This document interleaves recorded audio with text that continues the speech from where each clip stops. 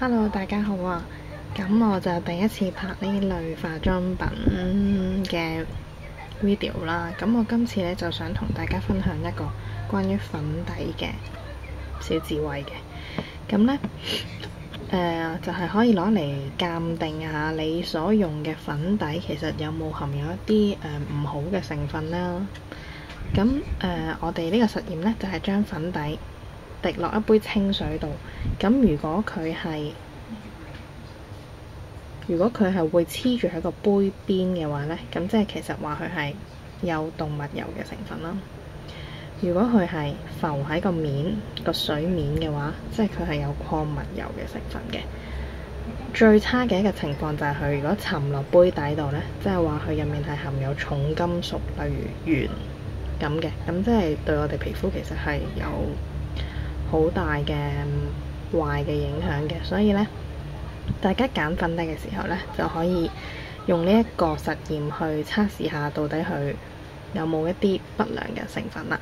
咁呢，我就揀咗幾支我平時都幾常用同埋都覺得幾好用嘅粉底嚟測試下嘅。首先有 YSL 呢支，咁將佢擠一下，大家可以好清楚見到佢係直接沉咗落個底度啦。跟住 Paul and Joe，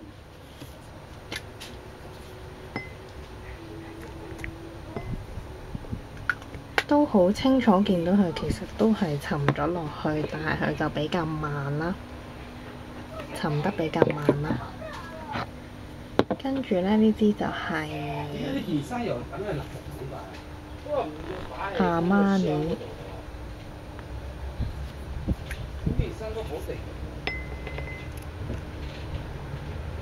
咁咧，見到佢係冇直接沉落底度，而係浮翻少少上面度。但係佢又浮唔晒，唔係直情喺個面度嘅，都算係有少少喺中間咁樣啦。然之後慢慢有少少沉落去嘅感覺，即係其實佢屬於比較好嘅。跟住另外有一支 Vichy， 呢隻色咧好特別㗎，係有少少好似蝦肉色咁樣嘅。咁我又再擠一啲落去啦。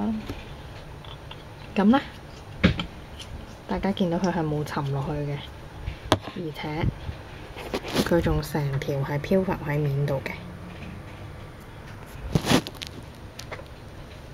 咁即係話佢係礦物油成分嘅。咁另外有一支呢，我就覺得好好用嘅 BB cream 係呢個曼秀雷敦嘅 Skin Aqua。咁我再擠一下落去啦。佢都係好似 Vichy 咁冇沉落去，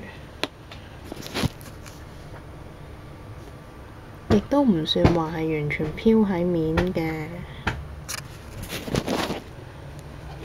咁另外仲有 Skinfood 嘅Good Afternoon BB Cream， 咁又擠一條落去啦。佢咧係直情好似連水都融和唔到，融合唔到，就成條自己浮喺面咁。咁佢礦物油嘅成分都幾勁嘅。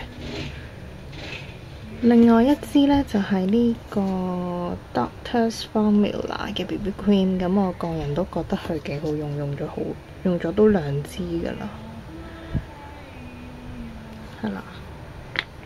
咁其實發現佢同 Skinfood 嗰個係差唔多，都係成條浮喺面嘅，同啲水係混和唔到嘅，亦都冇一啲粉狀嘅物體散開。咁即係其實話呢，一啲貴價嘅產品，例如 YSL 同埋 Paul & Joe 咁啦，佢都係沉喺比較底嘅，屬於係應該都有重金屬成分啦。咁另外咧 BB Cream 嘅話咧，其實佢哋都係偏浮喺面，礦物油嘅成分都比較勁，係啦。咁最好嘅咧，咁多個產品裏面啦，就 Giorgio Armani 呢個啦，就比較屬於係中間，